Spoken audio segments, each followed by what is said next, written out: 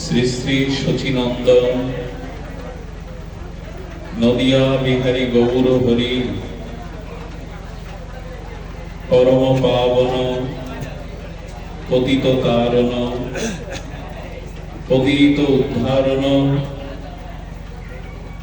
দয়াল নিতাই চাঁদের মহানুকম্পায় রাধা মাধবের অহেতুকী করুণায়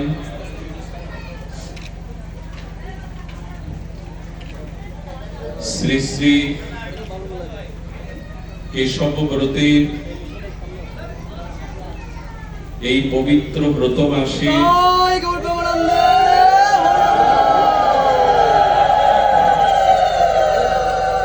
আজ ভুবন মঙ্গল বিশ্ব পাবন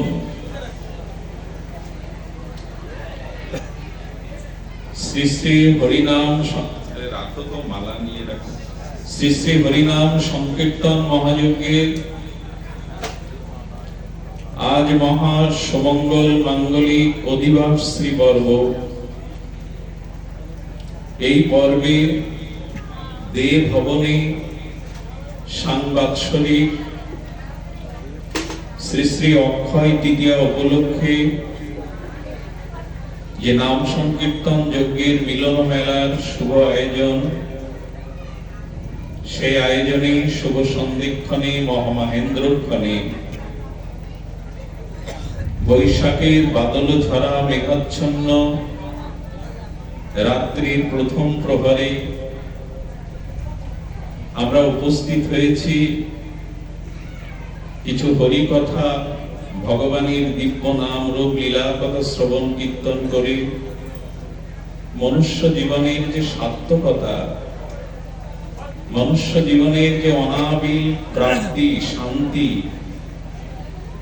সেটি প্রাপ্তির নিমিত্তে আমরা এসেছি। আবহাওয়া প্রতিকূল হতে পারে, কিন্তু আমাদের মানসিকতা যেন প্রতিকূলতা না যায়।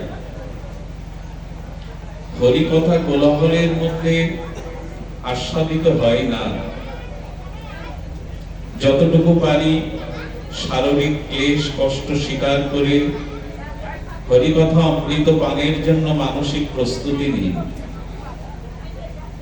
সেই মানসিক সুপ্রস্তুতির পূর্বে শ্রী গুরুপাদ পদ্মে পরার্ধ কোটি দণ্ডবত প্রণতিপূর্বক নামযজ্ঞের যিনি মহাসেবাচার্য ভাটপাড়া জগন্নাথ দেবের মহান আচার্য, তার শ্রীপাদ পদ্মে দণ্ডবত প্রণতি জ্ঞাপন পূর্বক মহাপ্রভুর প্রিয় অনুরাগী শুদ্ধ ভক্তজন, সুধীজন, জ্ঞানীজন, মহতজন, শ্রদ্ধাশীলা ধর্মশীলা কল্যাণীয় মাতৃগণ সকলের চরণে সশ্রদ্ধ দণ্ডবত প্রণতি।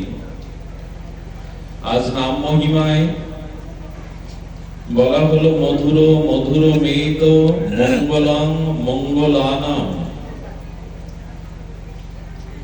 শ্রী নামকে মধুর সাথে তুলনা করা হয়েছে। জাগতিক শতপদ সঞ্চিত মৌমাছিকৃত সঞ্চিত যে মধু, এ মধু সে মধু নয়। আচ্ছা, জগৎ সৃষ্টি যিনি করেছেন, কুসুমের পক্ষে যিনি মধু সঞ্চিত করেছেন, মৌমাছিরূপ প্রাণী সৃষ্টি করে সেই ফুলকে অখণ্ড রেখে মধু সঞ্চয়ের আস্তে মধু সঞ্চয়ের যিনি প্রেরণা দিয়েছেন, এই বাতাসে মধু, চন্দ্রে মধু, মাতৃ স্নেহে মধু, পিতৃ বিনয়ে মধু, স্ত্রীর প্রণয়ে মধু, কুসুমের পক্ষে মধু, চন্দ্রের বুকে যে সুধা মধু, এই মধুর উৎস কোথায়? ফুলের মধ্যে যে মধু, চন্দ্রের যে সুধা মধু, প্রণয়িনী স্ত্রীর অধরে যে মধু, মায়ের স্নেহের মধ্যে যে মধু, হৃদয়ে ভালোবাসা প্রেমের মধ্যে যে মধু, এই মধুর উৎপত্তি কোথায়, উৎস কোথায়? বাতাসে মধু, আকাশে মধু, পাখির কণ্ঠে মধুকরিত সুর, এর উৎস কোথায়? এই সমস্ত মধুর মধুর মধুর মঙ্গলম মধু একমাত্র ভগবান থেকে এসেছে। এই জন্য জগতের মধু পান করলে তার মিষ্টতার স্বাদ কিছুক্ষণের মধ্যে চলে যায়। জগতের কোন পঞ্চামৃত, জগতের কোন মধু পান করলে পান কি অনবরত করা যায়? মধুপান জগতে পান করলে কিয়ৎ সময়ের মধ্যে পুনরায় মধুপান করা সম্ভব হয় না। সচ্চিৎ আনন্দময় মধু হলো পরম ব্রহ্ম, পরম ভগবান সচ্চিদানন্দ। আর এই নাম হলো প্রকৃত মধু, কারণ ভগবান আর তার নাম অভিন্ন। এই জন্য বলছেন মধুর মধুর মেতম মঙ্গলাম। জগতের মধু পান করলে কি মঙ্গল হয় জানি না, কিন্তু ভগবান রূপ মধু পান করলে জীবের পরম মঙ্গল হয়, পরম কল্যাণ হয়। এটা মঙ্গল নাম, এটা পরম মঙ্গল নাম, মঙ্গলেরও মঙ্গল। একটু ধ্যান দিন।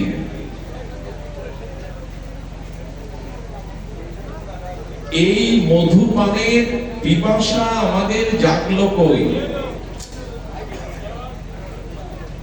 জগতের মধুপানের স্বাদ আছে, কিন্তু ভগবানের অভিন্ন নামের মধ্যে যে মধুরাতি মধুর আছে, মধুর সমুদ্র আছে, সে আস্বাদন হলো কই? সুধীজন, ভাগবতে একটি শব্দ উল্লেখ আছে যে হরি নামের দ্বারা যার চিত্ত দ্রবীভূত হয় না, হরি নাম আস্বাদন করে শ্রবণ করে যার পুলক অশ্রু হৃদয়ে চোখে আসে না, সে কি আসলে হৃদয়? সেটি কি আসলে হৃদয়? ভগবানের নামে যার হৃদয় পুলকিত হয় না, আনন্দিত হয় না, দ্রবীভূত হয় না, শ্রী ভগবানের নাম নিতে গিয়ে যার পুলক অশ্রু কম্প এই লক্ষণ প্রকাশ পায় না, ভগবান নির্দেশ করেছেন তা আদৌ হৃদয় নয়, পাষাণ। কারণ মরমর পাথরের বুক চিরে ঝড় ঝড় ঝর্ণা আর নিচ্ছরণী ঝর্ণা বহির্গমন হয়। পাথরের বুক থেকেই তো ঝর্ণার ঝড় ঝড় জলধারা পড়ে। তো আমার হৃদয়ে ভগবানের নামের মধু গলিত হয় না, আনন্দ আসে না, হৃদয় গলিত হয় না, তবে হৃদয় কি পাষাণ? পাষাণ হলে তো গলে যেত। আমার হৃদয় পাষাণের থেকে বড় পাষাণ, কারণ আমার হৃদয়ে পাপ আছে, ভোগ বাসনা আছে, অনন্ত জন্মের অপরাধ আছে। এই জন্য এই হৃদয়ে ভগবানের নাম শ্রবণ কীর্তনের দ্বারা দ্রবীভূত হয় না, হওয়া উচিত ছিল। মরমর পাথরের বুক চিরে যদি ঝড় ঝড় ঝর্ণা প্রকাশ হয়, তবে আমাদের হৃদয়েও ভগবানের নাম শ্রবণ কীর্তনের দ্বারা, তার অনন্ত মহিমা মাধুর্য দ্বারা বিগলিত হওয়া উচিত ছিল, হয়নি। পাপ অপরাধ জন্ম জন্মান্তরের ভোগ বাসনার দ্বারা। এখন এই হৃদয় বিগলিত হবে একমাত্র নামে, কারণ ওই অপরাধ ওই পাপ খণ্ডাবার জন্য জগতের সব থেকে ভগবান যে শক্তি সমার্পিত করেছেন তার নামে। আচ্ছা লক্ষ্য করুন, নাম বস্তু প্রকাশ করে, বস্তু সৃষ্টি করে না। খুব ধ্যান দিতে হবে। নাম কি করে? বস্তু প্রকাশ করে, বস্তু সৃষ্টি করে না। ঘড়িরূপ শব্দটা উচ্চারণ করলেন, তো ঘড়ি শব্দ উচ্চারণে কি ঘড়ির সৃষ্টি হয়? না ঘড়ি নামক কোন পদার্থ বা বস্তুর প্রকাশ দেখা যায়, যেটা ঘড়ি। ঘট শব্দ উচ্চারণ করলেন, এতে কি ঘট সৃষ্টি হয়? না ঘট নামের মৃত্তিকার কোন বস্তুর প্রকাশ হয়, যেটি ঘট। আমার বলবার অভিপ্রায় হলো, নাম বস্তু সৃষ্টি করে না, নাম বস্তুকে প্রকাশ করে। আচ্ছা, আপনি আমি ভগবানকে সৃষ্টি করতে পারবো? শব্দের দিকে ধ্যান দিন, পারবো কি? আমরা ভগবানকে সৃষ্টি বা আবিষ্কার করতে পারবো? কিন্তু ভগবানের নাম ভগবানকে প্রকাশ করাতে পারবে। অন্ধকারের প্রকাশের ধর্ম কি? প্রকাশ কাকে বলে? যে বস্তু অন্যের সহায়তা না নিয়ে, যে বস্তু অন্যের সহায়তা না নিয়ে নিজে আত্মপ্রকাশ করে এবং নিজের স্বরূপ শক্তিতে প্রকাশ করে বস্তু ধর্মকে দৃশ্যমান করে, দৃষ্টি গোচরীভূত করে, তার নাম প্রকাশ। আবার বলি, সূর্যকে কেউ প্রকাশ করে কি? বহু আলো জ্বালিয়ে, আকাশে এখন সূর্য আছে, বহু প্রদীপ জ্বালিয়ে সূর্য প্রকাশ করা যাবে? অর্থাৎ যে প্রকাশ অন্যের অপেক্ষা রাখে না, স্বয়ং প্রকাশ হয়, তাকে বলে প্রকাশ। সূর্য অন্য কোনো আলোর অপেক্ষা না রেখে স্বয়ং শক্তিতে প্রকাশ হয়। আর সূর্য প্রকাশ হলে কি হয়? রাতের অন্ধকারে ঘটপট দৃশ্য যা দেখা যায় না, সূর্য প্রকাশ হলে সেই অন্ধকারে বস্তুগুলো প্রকাশ হয়ে পড়ে। রাতের অন্ধকারে যে দড়িটাকে সাপ ভাবি, সূর্যের প্রকাশে আলোর দ্বারা জ্ঞান হয় এটা সর্প নয়, এটা রঞ্জু বা দড়ি। তাহলে প্রকাশ কি করে? প্রকাশ বস্তুকে চিনিয়ে দেয়, বস্তুর আত্মপ্রকাশ করিয়ে দেয়, বস্তু সৃষ্টি করে না। নাম তাহলে কি করে? নাম ভগবানকে বানায় না, ভগবানকে তৈরি করে না, নাম ভগবানকে প্রকাশ করিয়ে দেয়, দেখিয়ে দেয়। মানবিক এই বিষয়টি একটু অনুধাবন করা চাই, একটু হৃদয়ে পেতে নেওয়া চাই। আচ্ছা, আমাদের হৃদয়ে ভগবান আছেন কিনা আত্মারূপে? একটু কথা বলুন, আছে কিনা? কারণ ভগবান বলেছেন বিদ্বেষ অর্জুন তিষ্ঠতি, আমি সমস্ত জীবের হৃদয়ে আত্মারূপে আছি। ভগবান যদি আপনার হৃদয়ে থাকে, ভগবান ভগবান করে খুঁজছেন কেন? এত আত্মি চিৎকার করছেন কেন? তিনি তো সব থেকে নিকটে আপনার।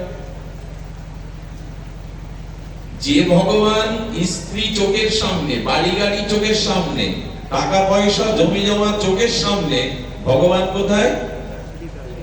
চোখের সামনে। তিনি হৃদয়ে। খুব নেচে দুলে হেলে দুলে গায়, আমরা নেচে নেচে হৃদ মাজারে রাগব গাই, তো মেতে ওঠে। হৃদ মাজারে যে রাখবেন, রয়েছেন তো তিনি, তো তাকে প্রকাশ করতে পেরেছেন, তাকে দেখতে পেয়েছেন। হৃদয়ে ভগবান আত্মরূপে অবস্থান করছেন। আমার সর্বোত্তম হৃদয়ে সর্বোত্তম নিকটে আছেন, কিন্তু তাকে প্রকাশ করবার, তাকে জানবার, তাকে উপলব্ধি করবার ক্ষমতাটা একমাত্র তার নাম আর তার গুণগাথাই প্রকাশ করে, অন্য কোনো ক্ষমতা নাই। ভগবানকে প্রকাশ করেন তার নাম। ঘট আপনি চিনতেন না, ঘট শব্দটার দ্বারা ঘট আবিষ্কার হলো না, ঘট রূপক বস্তুটা আপনি চিনলেন। তো নাম ভগবানকে প্রকাশ করায়। প্রকাশ আমাদের মধ্যে তখনই হবে, ভগবান রয়েছে কিন্তু প্রকাশ হচ্ছে না। কেন? নামে রুচি নাই, নাম গ্রহণ করিনি। নাম হলো প্রকাশময়, মঙ্গলাং সকল নিগম বল্লী সৎফলাং চিৎ স্বরূপ। যত রকমের সৎ মঙ্গল ফল জগতে আছে, যত রকমের চিদানন্দ আনন্দময় পরম কল্যাণময় ফল প্রাপ্তি আছে, সেটা একমাত্র শ্রী নামের দ্বারাই প্রাপ্ত হওয়া যায়। যত সব ফল,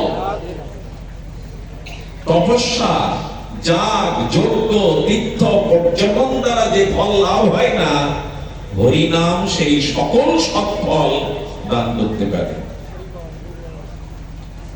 নাম মহিমাটা না জানলে নামের প্রতি রুচি কোনোদিন আসবে না। আপনি যে পাথরটা পেয়েছেন উড়িয়ে, সেই পাথরটা ছিল পরশ পাথর, সেই পাথরটা ছিল চিন্তামণি পাথর, কিন্তু পাথরে অজ্ঞতা থাকার দরুন আপনি সাধারণ পাথর মনে করেছেন।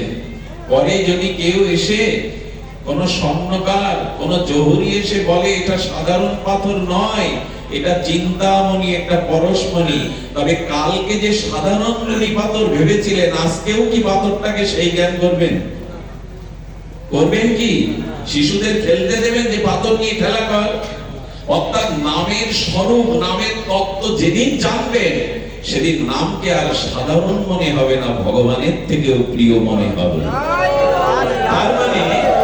তার মানে নামের রুচি না হওয়ার কারণ হলো নামের তত্ত্বটা জানা নাই।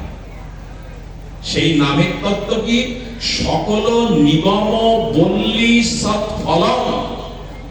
নিগম মানে বেদ, বেদান্ত, শ্রুতি, স্মৃতি, শাস্ত্রে যত ফলের কথা বলা আছে, এই যজ্ঞ করলে, এই তীর্থ পর্যটন করলে, এই কর্ম করলে এই ফল হয়, সমস্ত বেদাদি শাস্ত্রে সমস্ত সৎফল দান করতে পারে একমাত্র নাম। এটা কত মহিমা, এটা কত মহিমা নামে। চিৎ স্বরূপম। নামকে জড় ভাবলে ভুল হবে, অক্ষর ভাবলে ভুল হবে। নাম হলো চিৎ স্বরূপম। বিদ্যুতে হাত দিলে ক্ষমা করবে আপনার? শিশু অবুঝ হয়েও আগুনে হাত দিলে ক্ষমা করবে? তেমন নাম হলো চিৎ স্বরূপ, চেতন স্বরূপ। নাম ক্রিয়াশীল। কোন বস্তু ক্রিয়াশীল হতে গেলে তার ভিতরে চিৎ শক্তি থাকতে হবে। বিদ্যুতের চিৎ শক্তি আছে বিধায় আলোর প্রকাশ ঘটছে। বিদ্যুতের চিৎ শক্তি আছে বলে টেলিভিশনের পর্দায় ছবি দেখতে পাচ্ছেন। বিদ্যুতের চিৎ শক্তি আছে বলে শব্দ যন্ত্রের শব্দটা দূরে পৌঁছাচ্ছে। বিদ্যুৎ চলে গেলে এগুলি কোনো কাজ করবে না। নাম হলো চিৎ স্বরূপ, চেতন স্বরূপ। যিনি নাম নেন তার চেতনা জাগবেই, কারণ নাম হলো চিৎ স্বরূপ প্রকাশক। এসব কথাগুলি যারা হৃদয় দিয়ে অনুভব করবেন তারা জগৎ ভুলে যাবেন। আপাতত হাতের ঘড়ির সময় ভুলে যাবেন, নিজের ঘুম ভুলে যাবেন। আমি তো গত 48 ঘন্টায় ঘুমাইনি, কিন্তু নাম তত্ত্ব বলতে গিয়ে ভেতরে সিংহ স্বরূপ শক্তি প্রকাশ হয়। নাম এমন একটি তত্ত্ব, হরি কথা এমন একটি তত্ত্ব, এটা সঞ্জীবনী সুধা, মৃতকেও বাঁচিয়ে দেয়। কিন্তু আমাদের আগ্রহ কই, রুচি কই? আমরা সবখানেই অনুকূল পরিবেশ খুঁজি, সুখ সুবিধা খুঁজি, আরামায়েশ খুঁজি। আরে জীবনে প্রতিকূল অবস্থাকে জয় করতে শিখুন। সব সময় জীবনে বসন্ত আসবে না, শীত আসবে, বর্ষা আসবে, দুটোকেই মেনে নিতে শিখুন।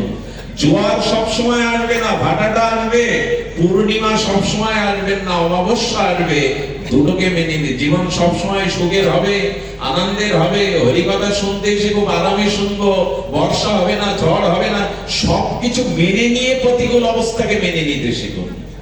সবকিছুর মধ্যেই ভগবানের কৃপাকে অনুভব করুন, রুচি আনুন। এই শব্দগুলো কর্ণ দিয়ে ভেতরে প্রবেশ করলেই ক্রিয়া হবে। ওষুধের মান আপনি জানেন না, ওষুধের ক্রিয়া আপনি জানেন না, অথচ ওষুধটা গলের দ্বারা ভেতরে প্রবেশ করলেই তার ক্রিয়া শুরু করবে। তত্ত্ব আপনি নাও জানলে শব্দগুলো ভেতরে নিন শ্রদ্ধার সহিত, ও ভেতরে গিয়ে ওর কাজ করে দেবে, চেতনা নিয়ে দেবে। নাম হলো চিৎ স্বরূপম, চৈতন্য স্বরূপম। একটু আগে বিদ্যুৎ চলে গেল, সব আধার, কিছুই তো দেখা যাচ্ছিল না। জেনারেটর বা বিদ্যুৎ শক্তি এলো, আবার প্রকাশ হয়ে গেল। তার নাম হলো ভগবানের কাছে, যে ভগবান অন্তরালে আছেন, চোখের আড়ালে আছেন, তাকে চিৎ শক্তির দ্বারা প্রকাশ ঘটিয়ে দেয় নাম। চিৎ স্বরূপম সক্রিদপি পরিগীতম শ্রদ্ধায়া হেলায়াবা। এই চিৎ স্বরূপ, চৈতন্য স্বরূপ, মঙ্গল স্বরূপ, পরম আনন্দ স্বরূপ, সচ্চিদানন্দ স্বরূপ ভগবানের নাম হেলাই বা শ্রদ্ধায়, হেলাই বা শ্রদ্ধায় যেই নিয়ে নেয়, হেলাই বা শ্রদ্ধা। আচ্ছা, হেলাই বলছে কেন? আপনি যে বীজ খেতে ছড়াচ্ছেন, যে বীজ থেকে ফসল হবে, এই বীজ যদি উল্টো হয়ে পড়ে, সব বীজের মুখ তো আর ছড়াতে গেলে সোজা হয়ে পড়বে না। যদি উল্টো হয়ে বীজ পড়ে, তবে উল্টো বীজ থেকে অঙ্কুর হয়ে উপরের দিকে উঠবে। বীজ ফেলতে ভুল হলো, বীজ ওলট পালট হয়ে পড়লো, কিন্তু যখন অঙ্কুর হবে উপরের দিকে উঠবে কিনা? তার মানে হরিনাম আপনি হেলাই বা শ্রদ্ধায় যেভাবে নেন, ও প্রেমাঙ্কুর হবেই হবে, যেভাবে ফেলেন এটি যে কোনো ভাবে যদি ভেতরে যায়, শ্রদ্ধায় বা হেলাইয়া। এখানে অনেকের মন ব্যস্ত হয়ে গেছে বৃষ্টিতে, হয়তো বা বসার ভালো জায়গা পাচ্ছে না, হয়তো তার মানসিক বিচলিত আসছে, বাড়িতে যাওয়ার যানবাহন পাবে না। এরকম করেও যদি, বিচলিত হয়েও যদি কিয়ক্ষণ এখানে দাঁড়িয়ে এই নামময় শব্দ তার কর্ণে যায়, হেলায় বা শ্রদ্ধায়, কি বলেছেন ভৃগুবর বলছেন, নরমাত্রং তারায়ত কৃষ্ণ নাম, হেলায় শ্রদ্ধায় যেভাবেই নাম নিক, এই নাম তাকে একদিন না একদিন জগৎ থেকে তরিয়ে দেবে, তারণ করবে, একদিন তাকে তারণ করবেই। আমি বলছিলাম নাম প্রকাশ, নাম চিৎ স্বরূপ প্রকাশক। আচ্ছা, ঘরের মধ্যে প্রদীপ জ্বাললে দেয়াল ভেদ করে বাইরে আলো আসবে? কথা বলুন, আসবে না। আচ্ছা, যদি বাইরে আলো জ্বালেন, দেয়াল ভেদ করে ভেতরে আলো প্রকাশ ঘটবে? কিন্তু ঘরের এমন একটা পজিশন আছে, জায়গা আছে, যেখানে প্রদীপ জ্বাললে ভেতরে বা বাইরে দুটোই আলোকিত হবে। সেই জায়গাটা কোথায়? চৌকাঠে বা দরজার মাঝখানে। এই তো একটু লক্ষ্য করুন তো, নিরাকার ভগবান আমার হৃদয়ে আছে, অর্থাৎ এই হৃদয়ে আছে, আর সাকার রূপ ভগবানের বিগ্রহ চোখে আছে, অর্থাৎ ঘরের মাঝখানটা হলো জিহ্বা, হৃদয়ে নিরাকার ভগবান আর চোখে বিগ্রহ ভগবান। দেখছি তো রাধা মাধবের বিগ্রহ, কিন্তু আলোটা যদি জিহ্বায় জ্বালেন, মাঝখানে জ্বালেন, হরি নামের প্রদীপ আলোক শিখা যদি জ্বালতে পারেন, ভেতরের ভগবানও প্রকাশ হবে, চোখের সামনে ভগবানও প্রকাশ হবে। কিন্তু দুঃখের বিষয়, চোখে ভগবানকে দেখি, হৃদয়ে ভগবান আছেন মানি, জিহ্বায় আলো জ্বালিনি, হরি নামের আলো জ্বালিনি। হবে কি?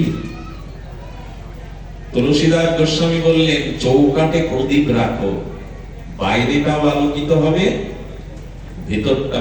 এত জানলাম শুনলাম, নামে রুচি হলো না। আচ্ছা, আজ সারাদিনে 12 ঘন্টায় নিঃশ্বাস মানুষ 21,600 বার, সাধারণ সুস্থ মানুষ দিনে রাতে নিঃশ্বাস প্রশ্বাস প্রত্যাহার গ্রহণ করে। কয়বার? 21,600 বার। আচ্ছা, 21,600 বার নিঃশ্বাস গ্রহণ করে প্রত্যাহার এবং গ্রহণ করেছি। এই নিঃশ্বাস প্রশ্বাস সাথে কয়বার নাম নিয়েছি দিনে? 21,000। আচ্ছা, আপনি নিঃশ্বাসকে ছুটি দিতে পারবেন? আজ শুক্রবার তোমার ছুটি। জিহ্বাকে খাদ্য 12 ঘন্টা না দিন, জল 6 ঘন্টা না খান, সবাইকে ছুটি দিন, নিঃশ্বাসকে ছুটি দেওয়া যাবে? ছুটি দিলে বাঁধবেন আপনি? নিঃশ্বাস যখন তার ক্রিয়া প্রতিক্রিয়া স্বাভাবিকভাবে করছে, আপনি ঘুমিয়ে পড়লেও তো নিঃশ্বাসের গতাগতি চলে। সাধকরা বলছেন কি, এক কাজ করো, নদীর কোন অনুকূল স্রোতে একটা কিছু ভাসিয়ে দিলেন, নদীর কোন স্রোতের তরঙ্গে কিছু দিলে ওটা ভাসতে ভাসতে চলে যায় নাকি? কখনো গলে যায় নাকি? নিঃশ্বাসটা তরঙ্গ হচ্ছে। এক কাজ করো, ওই নিঃশ্বাসের মধ্যে নামটা ছেড়ে দাও। ওই নামটা যদি ছেড়ে দিতে পারো, নিঃশ্বাস প্রশ্বাসের নাম যদি তরঙ্গায়িত হতে থাকে, এই নামের তরঙ্গে একদিন ভগবানের কূলে, নদীর কূলে যেমন নদীর স্রোত ওই বস্তুটাকে নিয়ে ফেলে তরঙ্গা হয়ে, নিঃশ্বাস প্রশ্বাসের তরঙ্গে নাম নিতে নিতে একদিন গোবিন্দ চরণেই পৌঁছে দেবে তোমরা। 21,600 বার নাম নেওয়া যেত, কবার নিয়েছি আমরা? নিজের কাছে প্রশ্ন করুন। আমি আমার দিকে যদি আঙুল তুলি, 21,600 বার নাম নেওয়ার ক্রিয়া চলছে, না চাইলেও নিঃশ্বাস চলছে। আপনি আমি কবার নাম নিয়েছি? পাখিও মাঝে মাঝে, তোতা পাখিও মাঝে মাঝে রাধা কৃষ্ণ জয় গুরু, হরে কৃষ্ণ জয় নিতাই বলে। পাখি যে বলি বলালে বলে, আর সারাদিন এমন মানুষ আছে একবারও রাধা মাধবের নাম নেয়নি। কি করে মঙ্গল চাই, কি করে উদ্ধার চাই, কি করে নিজের কল্যাণ প্রার্থনা করি আমরা? এই বলি এমন মধুর মধুর পরম মঙ্গল বস্তু ভগবান দিলেন নামে, অথচ নামে রুচি হলো না। এই জন্য রুচিটা আনতে হবে। হরি কথার অভিপ্রায় হলো এই, নামে রুচি আনতে হবে। নামে রুচি কাদের হয়েছে বোঝা যাবে কি করে? শুনুন রূপ গোস্বামী সেই অদ্ভুত শ্লোক, শ্লোকটা শুনলে পরম আনন্দ পাবেন। তুঙ্গে তাণ্ডবিনী রতিং বিতুনতে তন্ডাবলী লব্ধায়ে। এই শ্লোকটা যে কতবার মহাত্মারা এই রস নিষ্কাশন করেছেন, আস্বাদন করেছেন। কর্ণ কোড় করম্বিনী ঘটায়েতে কর্ণ অদ্ভুত শ্রীহাম চেতন প্রাঙ্গণ সঙ্গিনী বিজয়তে সর্বেন্দ্রিয়াং কৃতিং নো জানে জনিতা কিয়া অদ্ভুতং কৃষ্ণেতি বর্ণোদয়। রূপ গোস্বামী বলছেন, কি বলছেন? তুণ্ডে তুণ্ডাবলী লব্ধায়। উনি বলছেন আমার জিহ্বা কেন হরি নামে তুণ্ড তাণ্ডবিনী নৃত্য করে না? জিহ্বা তো এত কথা নৃত্য করে। আচ্ছা, জিহ্বায় শব্দ উচ্চারণ করতে গেলে জিহ্বা নৃত্য করে কিনা? না। জিহ্বা নড়ে কিনা? কথা বলতে গেলে জিহ্বা নড়ে কিনা? তার মানে জিহ্বা নৃত্য করছে, তরঙ্গায়িত হচ্ছে। উনি বললেন যিনি জিহ্বায় নৃত্য করেন, যিনি নাম নিতে নিতে জিহ্বায় নাম উচ্চারণ করেন, তার মনে হয় প্রভু জিহ্বায় একটা কেন দিলে, কেন শত শত জিহ্বা দিলে না? তোমার নামের তরঙ্গ যদি উঠা যেত, ইচ্ছা করে আরো জিহ্বা যদি হতো। জিহ্বায় কত রস দিলাম এ পর্যন্ত, টক ঝাল মিষ্টি, সর্ববিধ রস। রস কয়েক প্রকার, টক ঝাল মিষ্টি নোনতা তিতো, সর্ববিধ রস। কত রস দিলাম, কিন্তু হরি নামের রস এখনো আস্বাদন হলো না। কোন ভালো খাদ্য দেখলে জিহ্বায় লালসা আছে, কোন কামিক পুরুষ সুন্দরী রমণী দেখলে তার জিহ্বায় লালা আসে, ভগবানের নামে জিহ্বায় রস এলো না। এটা কত বড় ব্যর্থতার পরিচয়। আপনাদের কথা বলছি না, আমার। কোন লভ্য বস্তু দেখলে, আচ্ছা তেঁতুল তেঁতুল কদবেল যদি 10 বার বলি জিহ্বায় লালা আসবে কিনা? তেঁতুল বলুন বারবার, দেখবেন জিহ্বায় লালা আসছে। আরে যে বস্তু এখানে নাই, উপস্থিত নাই, সেই কদবেল তেঁতুল বললে যদি জিহ্বায় লালা আসে, আসমান তো হরি নামে চোখে জল এলো না, জিহ্বায় তরঙ্গ হলো না, কত বড় অপরাধ থাকলে এটা হতে পারে? তেঁতুল বললে তোমার জিহ্বা লালায়িত হয়, কদবেল বললে হয়, লোভময় খাদ্য দেখলে হয়, কামক সুন্দরী রমণী দেখলে জিহ্বায় লালা আসে, হরি নামে রস এলো না মানে এই জিহ্বা নামে রুচি কোথায়? নামে রস কোথায়? এইটা ফিরিয়ে আনুন, তাহলে সমস্ত জঞ্জাল যাবে, জন্ম মৃত্যু অভিশাপ যাবে, কর্মফল যাবে। ওই যে বললেন সমস্ত সকল নিগম সৎ ফলাং হরি নাম দান করবে, সমস্ত বেদাদি শাস্ত্রের মূল ফল হরি নাম দান করবে। রুচি নাই, রুচি নাই। কত কথাই বলি রাত দিন, কথার ফুল ফোটায়, কথার ফুল ঝুরি ফোটায়, ভয়ের মতো ভরে সারাদিন কথা, গোবিন্দ কথা নাই। জিহ্বাটাকে ওই তরঙ্গে দিয়ে দিন নামটা। আর কি বলেছেন? তন্ডাবলী লব্ধায়ে। কতদিন এই সহস্র জিহ্বায় যেন তুণ্ড করে নাম। কর্ণ কোড় করম্বিনী ঘটায়েতে কারণ অদ্ভুত স্পৃহাম। গোস্বামীবাদ বললেন কানে যখন হরি কথা যায়, হরি নাম যায়, তখন মনে হয় দুটো কানে কি পিপাসা মেটে? কেন কোটি কোটি অদ্ভুত কান পেলাম না হরি কথা হরি নাম শোনা? কেন কোটি কোটি নাম? এই দেখুন, নামে রুচি হলে কি হয়? রাধারানী গাইছেন, কি বলছেন? সখী কে গো শোনাইল শ্যাম নাম, কানের ভেতরে দিয়া মরমে পশিল গো, আকুল করিল মোর প্রাণ। এই হলো নামের রুচি। আবার বলি, সখী কে গো শোনাইল শ্যাম নাম। রাধারানী বলছেন এই শ্যাম নামটা কে শোনালো আমাকে? সখী কানের ভেতরে দিয়া মরমে পশিল গো। শব্দগুলো ধ্যান দিন। আমরা এই যে হরি কথা শুনছি, 10 মিনিট পর জিজ্ঞাসা করুন নাম সম্পর্কে কি বললাম। তার মানে তার হৃদয়ে যায়নি, এই কান্দে শুনেছে, মন চঞ্চল থাকায়, হরি নামে রুচি না থাকায়, শরীরে আরাম আয়েশ অলসতা নিদ্রা ভাব থাকায় কান দিয়ে ঢুকে চলে গেছে, হৃদয়ে বিদ্ধ হয়নি। রাধারানী বলছেন মরমে পশিল গো। যেই শ্যাম নামকে বলেছে, আমার হৃদয়ে কাটার মতো বিঁধে গেছে। আকুল করিল মোর, হরিনাম শুনে হৃদয় আকুল হয় তো ভগবানের জন্য। এক নামে রাধারানীর এই দশা হচ্ছে, এরই নাম নামে রুচি, এরই নাম নামে রুচি। কিছু মনে নেবেন না, কোন যুবক যদি কোন সুন্দরী যুবতীকে ভালোবাসে, জগতের ভালোবাসায়, ওই যুবতী সুন্দরীর ভালোবাসার আবেগ আবেদন যদি তার খুব গাঢ় থাকে, দেখবেন ওই যুবতীর গ্রামের নামটাও যদি খবরের কাগজে সাইনবোর্ডে কোথাও দেখো, 3 বার তাকায়। বোঝা গেল? যে যাকে ভালোবাসে তার গ্রামের নামও যদি খবরের কাগজে কোনো সাইনবোর্ডে দেখে, ও 3-4 বার তাকায়, পরে উচ্চারণ করে। তার কারণ আমার প্রেয়সীর বাড়ি, আমার প্রেয়সীর জন্মস্থান ওই জায়গায়। তার মানে ভগবানকে ভালোবাসিনি বিধায় তার নামের রুচি। যে যাকে আমার ছেলের নাম যদি এখানে 10 বার কেউ প্রশংসা করে উচ্চারণ করে, ভালো লাগবে কিনা? আমার কোন প্রাণ প্রিয় কোন প্রিয় ব্যক্তির নাম যদি এখানে বারবার ঘোষণা করা হয়, আমার ভালো লাগবে কিনা? একটা কথা বলুন। আপনার নাম ধরে যদি এখানে আমি প্রশংসা করি, যেমন আপনার নামে যদি এখানে আমি কোনো প্রশংসা সূচক কথা বলি, আপনি যতই বলুন আমার নাম বলবেন না, আমার প্রশংসা করবেন না, হৃদয়ে কিন্তু একটা ভালো লাগা আপনার আসবে।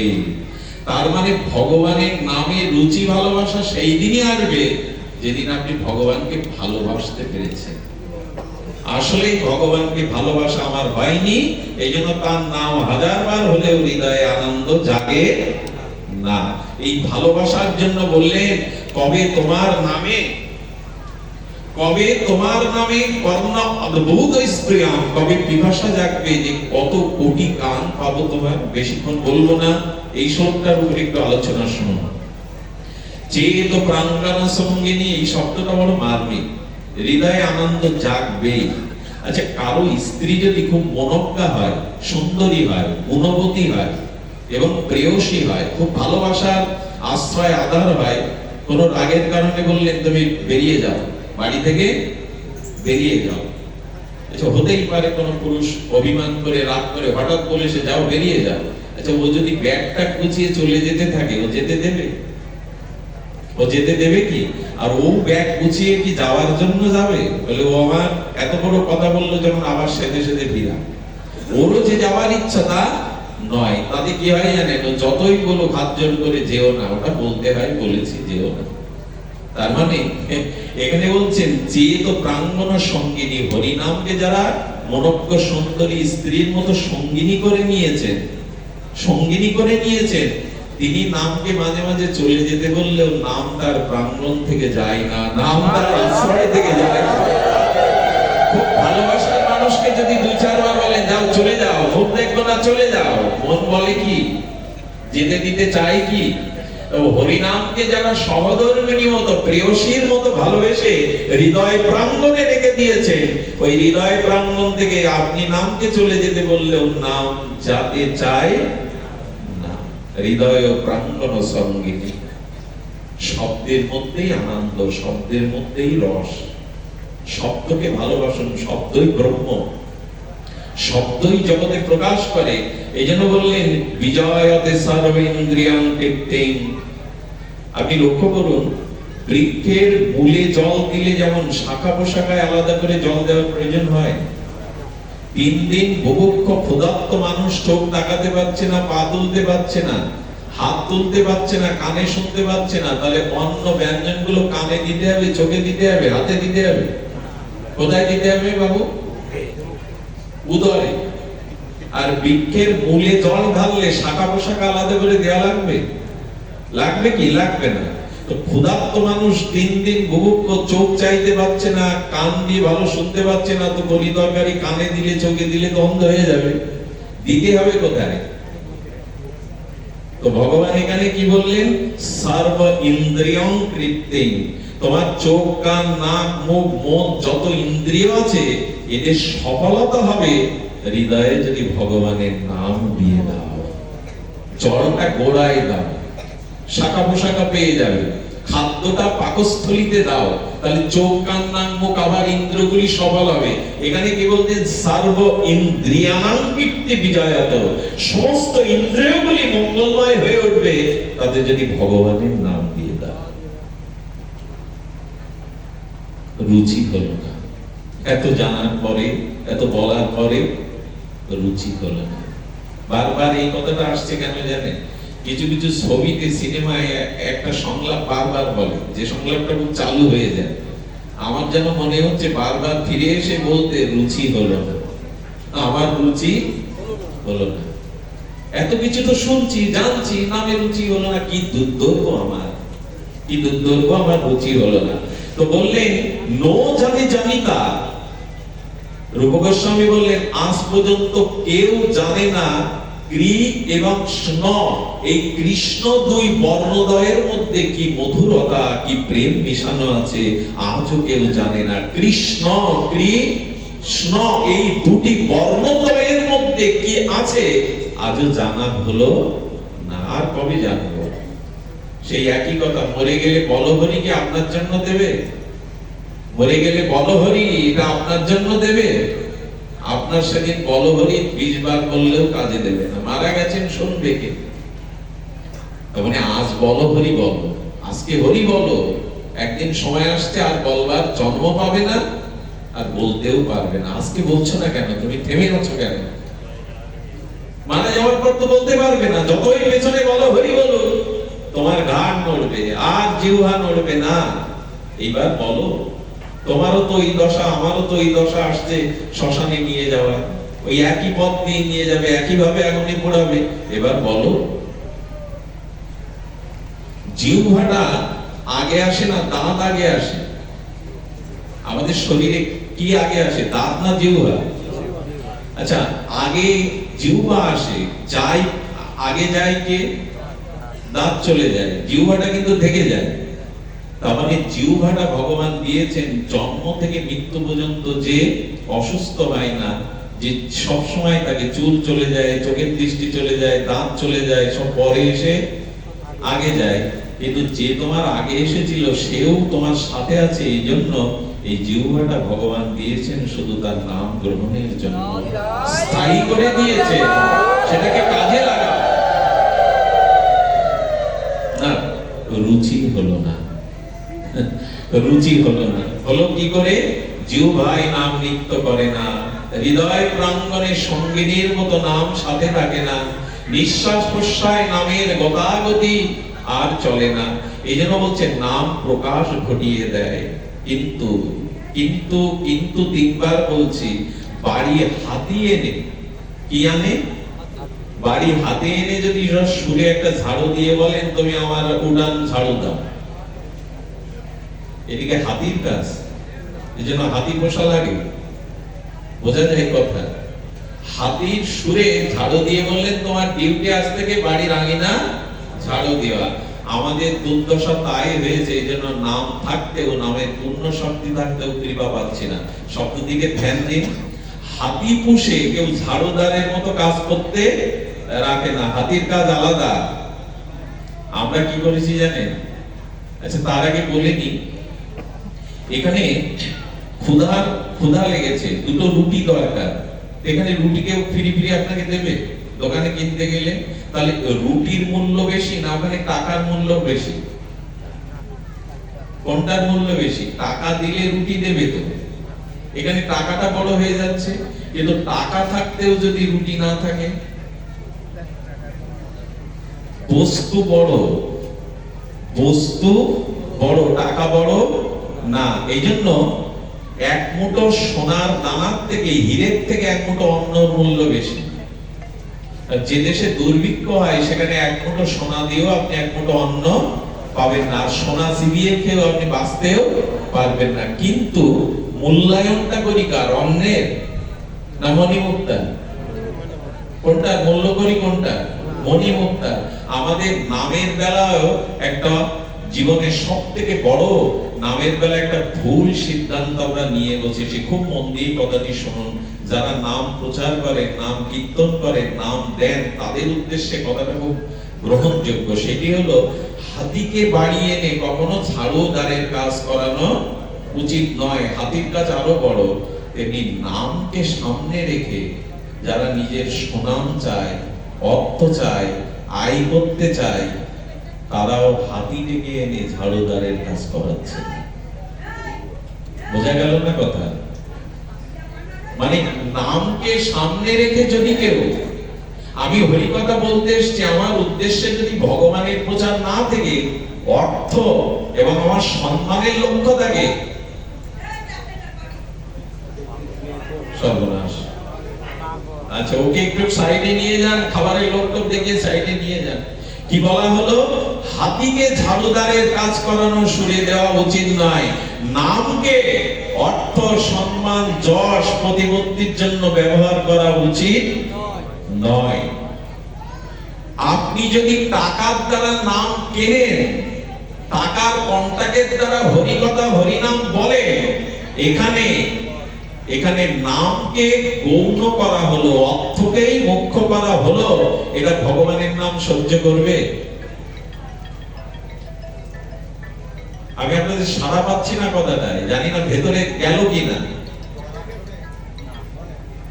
নামকে গৌণ করে যদি অর্থকে মুখ্য করা হয়, নাম প্রভুর কাছে অপরাধ হবে কিনা? হবে কিনা কথা বলুন। নাম ভগবানের ঊর্ধ্বে, তাকে যদি, হাতিকে যদি ঝাড়ুদারের কাজ করানো যায়, উচিত হয় কি? আচ্ছা, আপনার বাড়ি আত্মীয় এসেছে, খুব স্বনামধন্য আত্মীয়, তিনি সম্মানী জ্ঞানী, তাকে বলবেন কি আমার বাথরুমটা পরিষ্কার করে দিন? নাম করছি কেন? প্রভু যাতে রোগ সারে, প্রভু যাতে সম্মান বাড়ে, যাতে অভাব অনটন না হয়, নামকে এই কাজে ব্যবহার করতে হয়। কোন আত্মীয়কে ডেকে বলতে হয় আমার বাথরুম পরিষ্কার করে দিন? নাম ব্যবহার করতে হয় নিজের টাকা, যশ, খ্যাতির জন্য? নামের ব্যবহার হতে হবে নামীকে পাওয়ার জন্য, নামের প্রতি প্রেম আসার জন্য। বর্তমান নাম প্রচারের সব থেকে বিঘ্ন হচ্ছে এটাই, নামকে ব্যবহার করা হচ্ছে আমার সুনামের জন্য, আমার অর্থের জন্য, আমার যশ খ্যাতির জন্য। এই যোগ্য দিলে এই তল্লাটের লোক জানবে যে আমি একজন মহাজন, আমি দাতা, প্রতি বছর এত টাকা খরচ করে যোগ্য দেই। যেই নামের প্রতি এই ভাব এসে গেল, নামের থেকে আপনার সুনাম, আপনার অর্থ, আপনার যশ বড় করে ফেলে, নামের চরণে অপরাধ হয়ে গেল। নামকে সত্যভামা দেবী কিনতে পারেনি। নামকে সত্যভামা দেবী কে? কৃষ্ণের প্রেয়সী। নারদ বলছেন কৃষ্ণকে আমি রেখে যেতে পারি, সত্যভামা কৃষ্ণকে দাড়ি পাল্লায় তুলে সোনা দানা দিয়ে কিনে না। বোঝা যায়? সত্যভামা দেবী নারদকে বলছেন আমি নিয়ে যেতে দেব না। নারদ তো চিরকাল বাঁধানোর লোক। নারদ বাঁধানোর লোক কেমন জানেন? নারদ সব জায়গায় দুর্ঘটনা ঘটায়, কিন্তু পরে ওটা সুঘটনা হয়ে যায়। নারদের সব ঘটনা প্রথমে দুর্ঘটনা মনে হয়, পরে ওটা সুঘটনা হয়ে যায়। নারদ বলছে কৃষ্ণকে কিনে নাও, বলে বিক্রি হবে? বলে হ্যাঁ, সোনা দানা দিয়ে দাড়ি পাল্লায় তোলো, যদি তোমাদের সোনা দানা কৃষ্ণ নিতে পারো, দাড়ি ওপরে ওঠে, কৃষ্ণকে আমি রেখে যাব। ভগবানও বললেন নারদের লীলা দেখি চেয়েছে, দাড়ি টানানো হলো, কৃষ্ণকে বসানো হলো। সত্যমা দেবীর গর্ব কি? আরে টন টন সোনা আছে দ্বারকায়, হ্যাঁ, সেই রাজকোষ থেকে যত সোনা দানা দাড়ি দেয়, কৃষ্ণের দাড়ি আর ওঠে না। এই সব দিয়েও ওঠে না। নামকে কখনো অর্থের দ্বারা কিনতে চেয়েও না। নাম বিক্রির জিনিস না। নাম ভগবানের উপরে, তাকে কখনো নিজের যশ, খ্যাতি, প্রতিষ্ঠা, অর্থ এর বিনিময় করতে যেও না। এইখানে কলিযুগের মানুষের একটা অপরাধ চলে আসছে, নামকে গৌণ করা হচ্ছে। আর এটা যেমন কি জানেন, বড় দল উঠলে লোক বেশি হয় নামের। আমাদেরও চিন্তা ভাবনা দেখুন, যখন খুব বড় দল ওঠে, 70,000 টাকার দল, 80,000 টাকার দল, তখন দেখবে এখানে আর জায়গা দিতে পারবেন না। কিন্তু পরে যে লোকটা প্রসাদ ভোজি, যে লোকটা সৎ আচরণ করে, প্রতিদিন তিলক মালা নেয়, তার কণ্ঠে হয়তো রাগ রাগিনী নাই, তিনি নাম করতে থাকলে এখানে লোক থাকে না, কারণ এর রাগ রাগিনী নাই, এর কণ্ঠ নাই। আপনি নামকে বিচার করে ফেললেন যে ওর নাম মধুর, এর নাম, নামে ভেদ করে ফেললেন, নামে ভেদ করে ফেললেন। আচ্ছা, নামে ভেদ হয় না, তার একটা দৃষ্টান্ত নিন। আপনি টাকাটা 100 টাকার নোটটা দুভাগ করলেন, চলবে কি? চলবে? কেউ মালপত্র দেবে? কিন্তু এক ভরি সোনা 2 খণ্ড না 4 খণ্ড করে নিয়ে যান, তাতে চলবে কিনা? চলবে কিনা? নাম ভাগ হয় না, ও ভালো নাম করে এই বিচার নয়। নাম নামই, আগুন আগুনই, এর বিচার করে বসেছে। অমুক দল না আনলে লোক হবে না, কি দুর্বুদ্ধি এসে গেছে আমাদের। এখান থেকে 40 বছর আগে ফিরে যান, ওই ঝাঁঝ বাজানো, করতাল বাজানো গ্রামের লোকগুলো 10-12টা দল আসতো, কি আনন্দ করে প্রসাদ পেয়ে মাথায় করে বাটা দিয়ে তাদের গাড়ি ভাড়া দক্ষিণা দিয়ে তারা আনন্দে চলে যেত। দুর্ভাগ্য এখন ধনীদের কাছে ছাড়া যোগ্য করা সম্ভব নয়। নাম ভাগ হয়ে গেছে, নাম ভেদ হয়ে গেছে। নামের চরণে অপরাধ করলে নাম ক্রিয়া করবে না। এই জন্য গোস্বামীপাদ বলে দিয়েছেন বৃন্দাবন দাস ঠাকুর, কলমটা হৃদয়ে লিখে নিন, কলির জীব হরি নাম লইবে। কলির জীব, নামই তো প্রচার হচ্ছে চারিদিকে, কি হচ্ছে? হরিকথা নাম প্রচার হচ্ছে। কলির জীব হরি নাম লইবে, নাসিতে নাসিতে জীব নরকে মজিবে।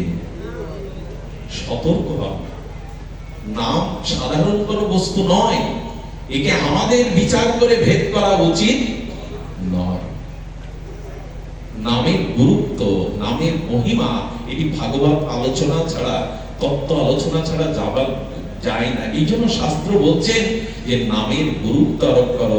দাড়ি উঠছে না, রুক্মিণী সত্যভামা কাঁদছে, নারদ কৃষ্ণকে রাখতে পারলাম না বলে। কৃষ্ণকে সোনা দানা টাকা দিয়ে কেনা যায় না। যদি কৃষ্ণকে বশ করতে চাও, চিরদিন রেখে দিতে চাও, সোনা দানা সরিয়ে দাও। চোখের জলে তুলসী পাতায় কৃষ্ণ নাম লিখে দাড়ির পাশে দিয়ে দাও, কৃষ্ণ বিক্রি হতে বাধ্য। সত্যভামা দেবী চোখের জলে কৃষ্ণ নাম লিখে দাড়িতে দিলেন, কৃষ্ণর দাড়ি উঠে গেল। জয় জয় কর হলো এই কারণে, ভগবান অর্থের কাছে নয়, ভগবান ভক্তির কাছে বিক্রি হয়।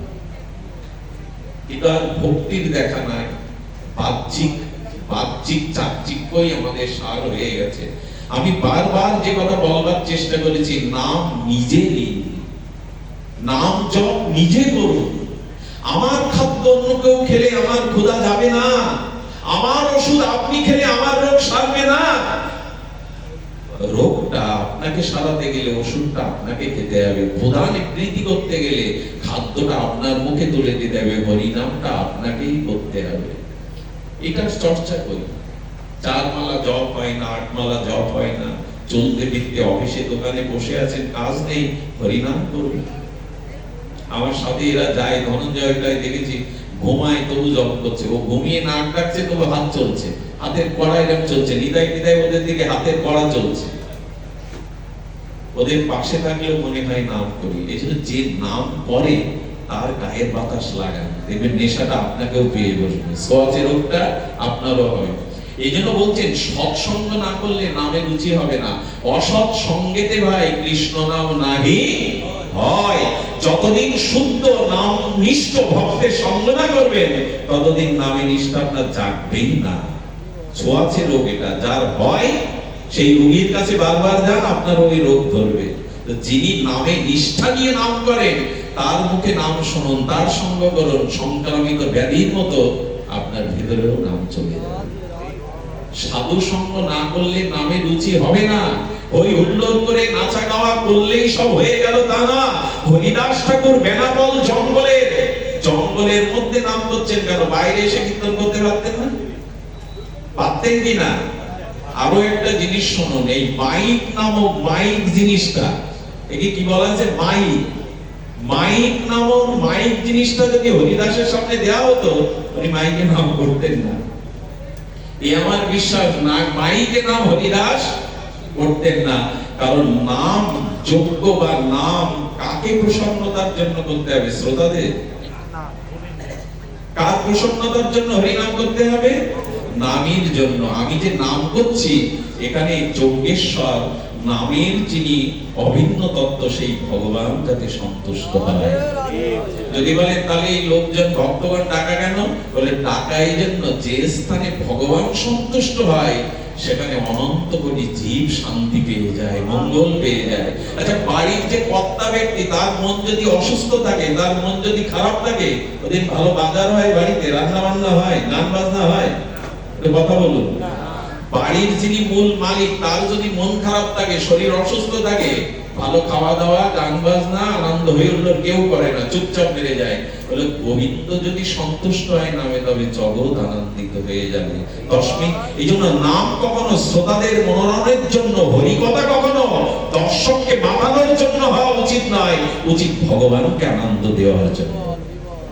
এটা হয়, এটা হয় না কেন? রাত 10টায় অমুক দল উঠবে, আমি রাত 2টোয় উঠবো না, তখন তো শ্রোতা নেই, শ্রোতাদের শোনানো যাবে না, মনোরঞ্জন করা যাবে না। ওখানে ভগবান বিষয় না, বিষয় শ্রোতা। বরঞ্চ রাত 2টোয় যে নাম করতে উঠবে, তার নামটা যদি নীরবে শ্রোতাদের মনোরঞ্জন না হয়, গোবিন্দের মনোরঞ্জন হয়, তার নাম করায় সার্থক হয়ে যাবে। ভগবানকে শোনানোর জন্যই নাম, দর্শককে মনোরঞ্জনের জন্য হরিনাম নয়। যারা আমরা রকমারি করে দর্শক মাতাতে চাই, ওখানে ভগবান বিমুখ হয়ে দাঁড়ায়। শুধু ভক্তগণ, সময়ের অভাব, বৃষ্টি হচ্ছে, নামের একটা লীলা বলি। অনেকক্ষণ এই শুষ্ক কথা বলতে বলতে নামের একটা লীলা বলি, অদ্ভুত লীলা। আমার মনে এই প্রকাশ ধর্মী এই লীলাটি শ্রবণ করলে আপনাদের হৃদয় বৃষ্টির থেকে, এখন যে শীতলতা আসছে, তো তার থেকে বেশি শীতল হৃদয় হবে। সুমেরু পর্বতে চলেছেন এক রাজা, রাজার নাম সুকল্প। যখন সুমেরু পর্বত চলেছেন, নারদ তো বললাম দুর্ঘটনা ঘটানোর একজন, সুঘটনায় হয় সব দুর্ঘটনায়। দেবর্ষিবাদ নারদ এসে উচিত রাখো, সুকল্প কোথায় যাচ্ছ?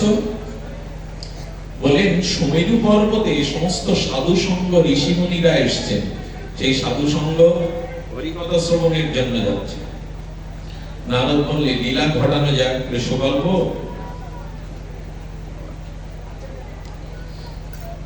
সমস্ত ঋষিদেরকে প্রণাম করবে, সাধুদের প্রণাম করবে, কিন্তু বিশ্বামিত্রকে প্রণাম করবে না। বাদিয়ে দিল, বিশ্বামিত্রকে প্রণাম করবে না। শুনছেন তো মন দিয়ে? ঘুম আসছে না তো? না আসুক সেই প্রার্থনা করি, শুনুন অদ্ভুত সেই নাম চরিত লীলা, নাম মহিমা লীলা। আচ্ছা, আপনি বিশ্বামিত্র মুনি শ্রেষ্ঠ রামচন্দ্রের তিনি গুরু, তাকে প্রণাম করতে নিষেধ করছেন কেন? বলে উনি বড় অভিমানী।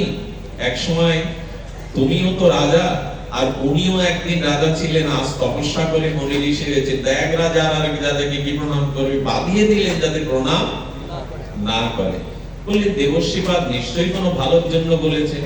উনি ওই সংকল্প করে সবাইকে প্রণাম করলেন, কিন্তু ওর মধ্যে বিশ্বামিত্রই ছিল অগ্রগণ্য।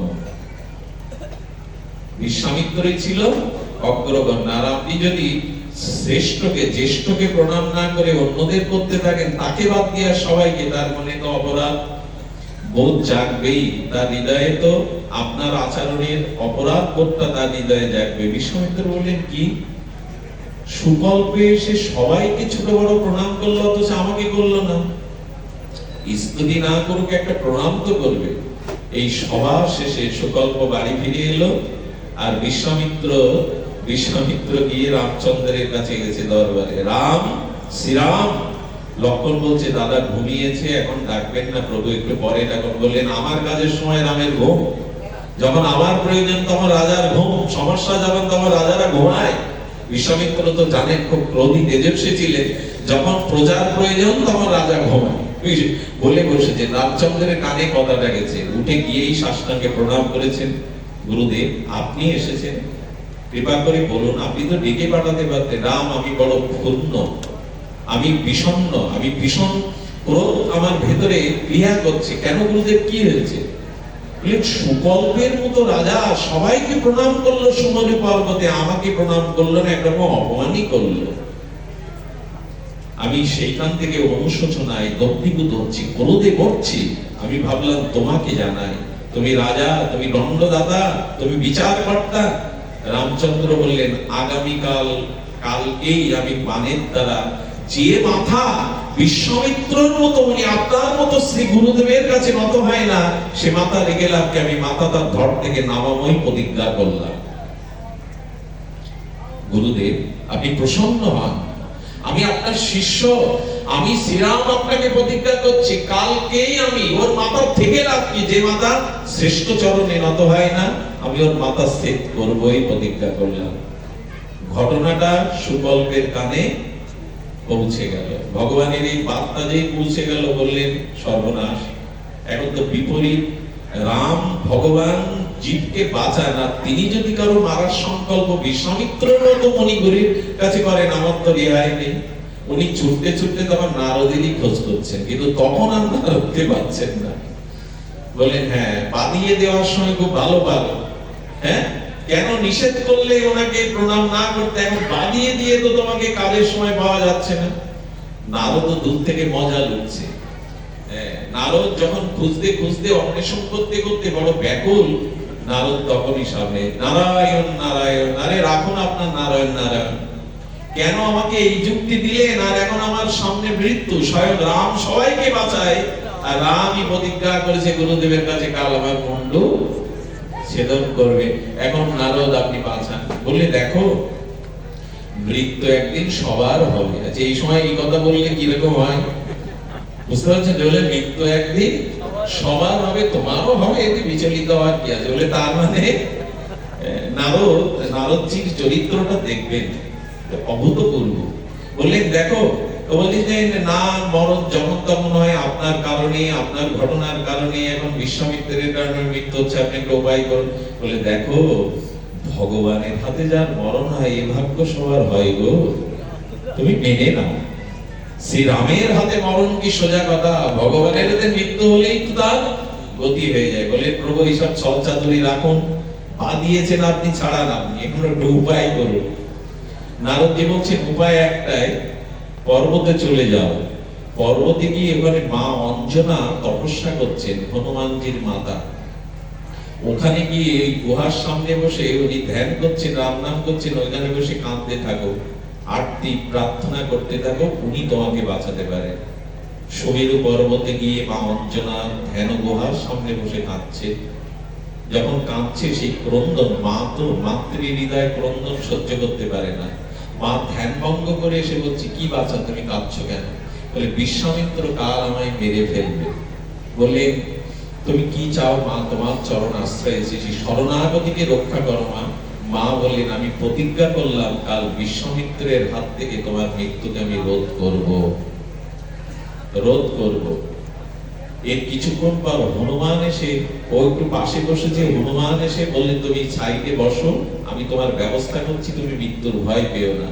হনুমান সাষ্টাঙ্গে মা অঞ্জনাকে প্রণাম করার পরে বলছে, হনুমান বাবা তোর কাছে একটা জিনিস চাইবো। কি? একজনের প্রাণ ভিক্ষা। তুমি পারো? তুমি প্রভু রামচন্দ্রের পরম ভক্ত, একজনের প্রাণ ভিক্ষা দিতে হবে। আমি তাকে কথা দিয়েছি, শরণাগতকে অদা করেছি তার প্রাণ। বললেন মা, আমি তোমার চরণ ছুঁয়ে রাম নামে শপথ করে বলছি, আমি তার প্রাণ রক্ষা করব। মারবে কে? মারবে কে? রাম। উনি কার নামে সংকল্প করছেন? উনি বলছেন মা, তোমার দেওয়া কথা আমি রাম নামে শপথ করে বলছি, আমি তাকে প্রাণে বাঁচাবই। ভগবান নারদের খেলাটাই এমন।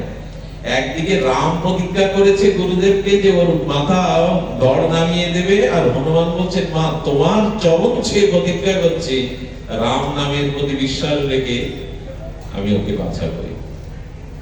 যেই সামনে সুকল্প এসে হনুমানকে প্রমাণ করেছে, বলেন এই বাবা, এই সুকল্পকে, রাজাকে তোকে বাঁচাতে হবে। বলে তোমাকে কে মারবে? বলছে রামচন্দ্র স্বয়ং মারবে। অঞ্জনা বলে তার মানে একটু আগে বললে যে বিশ্বামিত্র মারবে। বলে মা বিশ্বামিত্রের কারণেই রাম মারবে, ওখানে রাম নাম বললে হনুমান তখন বিস্ময় প্রকাশ করে বলছে তার মানে মাকে বলেছে বিশ্বামিত্রের কারণেই তো রাম মারবে আমাকে। হনুমান তখন বলছে সর্বনাশ, আমি প্রভুর নামেই তো সংকল্প করলাম। হনুমান দৌড়ে অযোধ্যায় চলে গেল। প্রভাতের সাথে সাথে রামচন্দ্র সেনা, রথ, লক্ষণকে নিয়ে, তীরধনুক নিয়ে, গুরুদেবকে কথা দিয়েছেন কোন জায়গায় আছে সুকল্প খোঁজো, বেরোবে। প্রভুর চরণে গিয়ে হনুমান বলছে, প্রভু অপরাধীকে ক্ষমা করুন, অপরাধীকে ক্ষমা। হনুমান তুমি যার জন্য ক্ষমা চাইছো, আমিও তো গুরুদেবের কাছে অবদা করেছি, তাকে আমি হাতে করে সাজা দেব। বলে প্রভু তবু তাকে বাঁচাতে হবে। বলে হনুমান কিছুই করার নেই, কিছুই করার নেই। এখানে বললেন আমি কথা দিয়েছি, বলে আমিও কথা দিয়েছি ভক্ত ভগবান সম্মুখে, আমি মাকে কথা দিয়েছি, আপনার নামের দোহাই দিয়ে কথা দিয়েছি। রাম বলেন আমি আমার গুরুদেবকে কথা, পথ সরে দাঁড়াও, এখন কোনো উপায় নেই। হনুমান দেখলেন প্রভু আমিও দেখতে চাই, প্রভু আমিও দেখতে চাই, তুমি তোমার কথা রক্ষা করো, আমি আমার কথা রক্ষা করার চেষ্টা করি, আমার একমাত্র ভরসা তোমার নাম। উনি পর্বতে তুলে নিয়ে গেলেন সুকল্পকে, বললেন এখানে বসে আমার সাথে সাথে রাম নাম কীর্তন করো, নামই পারে একমাত্র তোমায় রক্ষা করতে, দ্বিতীয় কোনো পথ খোলা নেই। স্বয়ং নামই মারতে আছে, আর হনুমান উপদেশ দিচ্ছে তুমি আমার সাথে সাথে জয় সিয়ারাম। রঘুপতি রাঘব রাজা রাম, পতিত পাবন সীতারাম। রঘুপতি রাঘব রাজা রাম, পতিত পাবন সীতারাম। এটা গাওয়া উচিত নয়, ব্যাসাসনে সুর দিতে নেই, অপরাধ করে বসলাম, ক্ষমা করে। ইচ্ছা হচ্ছিল রাম নাম বলে বিঘ্ন কেটে যায়, হোক একটু হয়ে গেল, যেন ক্ষমা করেন। গুরু মহারাজ ব্যাসাসনে সুর দিতে নিষেধ করেন, তো যাই হোক ক্ষমা করেন শ্রী গুরু যেন। তো এইভাবে যখন কীর্তন করছেন, রথ নিয়ে রামচন্দ্র সামনে দাঁড়িয়ে, খুব লক্ষ্য করে শুনুন লীলাটি নাম মহিমার অনন্ত মহিমা। রাম যখন এসেছেন তখন লক্ষ্মণকে বলছেন সুকল্প কোথায় অনুসন্ধান করো, আমি যতদূর জানি এইদিকে এসেছে। সামনে রামচন্দ্র তাকিয়ে দেখে সুকল্পকে পেছনে রেখে আড়াল করে লেজ দিয়ে শরীর দিয়ে বলছে নাম চালাও। সুকল্পর নাম করবে কি, রামের দিকে দৃষ্টি চলে গেছে, নাম বন্ধ হয়ে গেছে। মৃত্যু যদি সাক্ষাৎ সামনে আসে আর নাম থাকে কি, হ্যাঁ আর নাম থাকে কি? রামকৃষ্ণদেব বলেছিলেন পরম পুরুষ টিয়া পাখিকে হরি বলা শেখাবে, হরে কৃষ্ণ শেখাবে। কতক্ষণ বলবে যেন, খাঁচার ভিতরে নিরাপদ অবস্থানে থেকে হরে কৃষ্ণ বলবে, কিন্তু যখন ছেড়ে দিয়ে বিড়াল ছেড়ে দেবে সামনে, তখন ট্যাটায় আসবে, হরে কৃষ্ণ আসবে না। আমরা বিপদে পড়লে মাঝে মাঝে ভগবানকে খুব ডাকি, পরিস্থিতির শিকার হয়ে ভগবানকে ডাকি, আবার পরিস্থিতি চলে গেলে আর ডাকি না। এটা স্বার্থপরের লক্ষণ। ভগবানকে সবসময় ডাকতে হবে, সুখে বা দুঃখে থাকো, গৃহে বা বনে থাকো, সদা হরি বলে ডাকো। তো সুকল্প মাঝে মাঝে নাম দিচ্ছে বাঁচার জন্য, রামকে সামনে থেকে রাম, হনুমান বলছে কি গো, নামই তোমাকে বাঁচাতে পারে, আর কেউ না, তুমি নাম নাও। সাধু সঙ্গে যদি হরি নাম হয় তার ক্রিয়া কি দেখুন। রামচন্দ্র তখন বলছেন হনুমান সরে দাঁড়াও। হনুমান আড়াল করে দেখুন, আমি যতদূর জানি তোমার পেছনে আছে, সরে দাঁড়াও। বলে প্রভু যাকে আপনার নামে সংকল্প করেছি তাকে সরাতে পারেন, আপনি বাণ চালান, আপনি বাণ চালান। যাকে দৃঢ় আপনার নামেই সংকল্প করেছি তাকে আমি ছুঁয়ে দিতে পারি না। যতবার রামচন্দ্র বাণ নিক্ষেপ করছে, তার বাণ একে বিকীর্ত লাগতে পারে, ততবার বাণগুলি নিষ্ক্রিয় হয়ে হনুমানের কাছে গিয়ে থেমে যাচ্ছে। কেন জানেন? যতবার রামচন্দ্রের বাণ চলে যাচ্ছে, যে বাণ রাবণ সহ্য করতে পারে না, সেই বাণ নিষ্ক্রিয় হয়ে পড়ে যাচ্ছে। কেন জানেন? হনুমানের নাম থেকে সুদর্শন চক্র প্রকাশ হয়ে রামের অস্ত্রকেও নিষ্ক্রিয় করে দিচ্ছে। হনুমানের নাম থেকে সুদর্শন চক্র প্রকাশ হয়েছে, আর সেই সুদর্শন চক্রের দ্বারা রামের প্রতিটা বাণ খণ্ডিত হয়ে পড়ে যাচ্ছে। রামচন্দ্র নির্বিকার। লক্ষণ দেখলেন প্রভুর প্রতিজ্ঞা রক্ষা হবে না যতক্ষণ হনুমানের ছত্র ছায়াতে সুকল্প। একটা নিবেদন করি, সৎসঙ্গের আশ্রয়ে থাকেন, ভয় নেই। শুদ্ধ ভক্তের আশ্রয়ে থাকেন, পড়ে যাবেন কিন্তু শেষ হয়ে যাবেন না। ভক্তকে আশ্রয় করে থাকুন। এই জীবনে আশ্রয়দাতা এক ভক্ত, ভক্তি আর ভগবান, দ্বিতীয় কেউ নেই। হনুমান বারবার রামচন্দ্র দেখছেন, সম্ভব নয়। লক্ষণ তখন দেখছেন প্রভুকে বিজিত করতে গেলে হনুমানের থেকে তোকে আলাদা করতে হবে। যেই না লক্ষণ একটু ছলচাতুরি দিয়ে অন্যদিকে বাণ পরিশোধ করেছেন সুকল্পের দ্বারা, সঙ্গে সঙ্গে ওই যে একটু নাম ছাড়া হয়ে সুকল্প একটু ভয়ে ভয়ে পেছনে আছে, সেই বাণটা যেই নিক্ষেপ করেছেন হনুমান লক্ষ্য করে লক্ষণের বাণকে বুক পেতে দিয়েছে। যেই লক্ষণের বাণ শেষ, অনন্তের বাণ হনুমানের বুকে গিয়েছে, হনুমান ব্যথা অনুভব করলেন। লক্ষণ তাকিয়ে দেখলেন রথের প্রতি রাম মূর্ছিত হয়ে পড়ে গেলেন। আমি বান মারলাম হনুমানকে, প্রভু কেন পড়ে গেল? প্রভুর কাছে গিয়ে দেখে প্রভু মূর্ছিত, প্রভুর চেতনা নেই। কেন জানেন? হনুমানের বুকে তো রাম নামই আছে, ভগবানের নামই আছে। ওখানে হনুমানের মুখে লক্ষণের তীর বিদ্ধ হয়েছে রামেরই বুকে। এই হলো নামের মহিমা, এই হলো নামের অনন্ত মহিমা। ভগবান মূর্ছিত হয়ে যাচ্ছেন তার নামের বুকে, অস্ত্র লক্ষণ মারাতে। লক্ষণ কাঁদছেন, প্রভু এ আমি কি করলাম, এ আমি কি করলাম, আমি কেন বাণ পরিশ্রম করতে গেলাম? আমার জানা নেই তোমার নামের মুখে বাণ পরিশ্রম করলে তোমার বুকে বিঁধে যায়। এই হলো নাম। লক্ষণ কোন উপায় না পেয়ে হনুমানের মূর্ছা ভঙ্গ করলেন। করে হনুমান এসে প্রভুর চরণে যখন রাম নাম বলতে লাগলেন, সেই নামের সঞ্জীবনী সুধায় ভগবানও চেতনা ফিরে পেলেন। চেতনা ফিরে পাওয়ার সাথে সাথে হনুমানের মাথায় হাত দিয়েছেন। হনুমানের মাথায় হাত দিয়ে যখন আশীর্বাদ করছেন হনুমান, তখন বললেন, প্রভু চোখ বন্ধ করে বললেন, হনুমান তোমার নাম মহিমা অনন্ত, কিন্তু আমার কিছু করার নেই। আমার আজ গুরুদেবকে দেওয়া কথা তুমি সরে দাঁড়াও। যেই না মাথায় হাত রেখেছেন, প্রভু চোখ মুদ্রিত করে আশীর্বাদের ছলে হনুমান ছল করে কথা দিয়ে সুকল্পকে নিজে সরিয়ে ওই হাতটা সুকল্পের মাথায় দিয়েছে। হনুমান আশীর্বাদ করি তুমি নামের দ্বারা সুরক্ষিত হও। প্রভু চোখটা এবার খুলুন, আপনি আশীর্বাদ কাকে করছেন দেখুন। ভগবান দেখাচ্ছেন আমার থেকে আমার ভক্ত অনেক বড়, আমার থেকে আমার নাম মহিমা অনেক বড়। আমার প্রতিজ্ঞাও মাঝে মাঝে ভঙ্গ হয়, কিন্তু ভক্তের প্রতিজ্ঞা কখনো ভঙ্গ হয় না, নাম মহিমা কখনো নিষ্ক্রিয় হয় না। সঙ্গে সঙ্গে হাত সুকল্পের মাথারে, হনুমান তুমি পারো না এমন কিছু নেই। আমি যাকে মারবো আমার হাত তার মাথার উপরে দিয়ে তুমি আশীর্বাদ দেওয়াচ্ছ, ধন্য হনুমান তোমার। কিন্তু হনুমান আমার প্রতিজ্ঞা কি করে রক্ষা হবে? বললেন প্রভু আমি গুরুদেবকে আনায়ন করছি। বিশ্বামিত্র উপস্থিত হলেন হনুমানের আহ্বানে, এসে বললেন, প্রভু আপনি ক্ষমা করে দিন, প্রভুকে নির্দেশ করুন ক্ষমা করে দিতে। তখন সুকল্প ভয়ে ভয়ে বিশ্বামিত্রের চরণে পড়ার পরে বিশ্বামিত্র তখন বলছেন, আচ্ছা এই দুর্বুদ্ধির দাতাটাকে, তোমার পেছনে দুর্বুদ্ধিটা কে দিয়েছে? তোমায় সুকল্প আমাকে প্রণাম না করতে। প্রভু আর বলবেন না, আমার দোষ নাই, নারদ বাদিয়েছেন এটা। নারদ জি আপনাকে প্রণাম করতে বলে, এত বড় সাহস নারদের। যেই বলেছে, নারদ তো পেছনে নাটক পরিচালনা করছিল। নারদ নারায়ণ নারায়ণ বলে সামনে বলেন, তুমি এই কাজ করেছো নারদ, তুমি বাদিয়ে দিয়েছো। রাম বলছে, নারদ তুমি এই কাজ করতে পারো না। বলো আগে আমার কথাটা শুনুন প্রভু। বলে কি কথা? কেন করলাম জানো প্রভু? আপনারাও শুনুন আমার বিশ্রাম কথা। বলেন আমি জগতে যেখানে যাই সবার কাছে একটা প্রশ্ন আমার কাছে করে যে প্রভুর নামের মহিমা কি। তা আমি দেখলাম আমার ব্যাখ্যা করার থেকে আমি যদি জগতে ভগবানের নামের একটা দৃষ্টান্ত স্থাপন করতে পারি, লীলা স্থাপন করতে পারি, তখন এত উত্তর আর দেওয়া লাগবে না নামের মহিমা কি।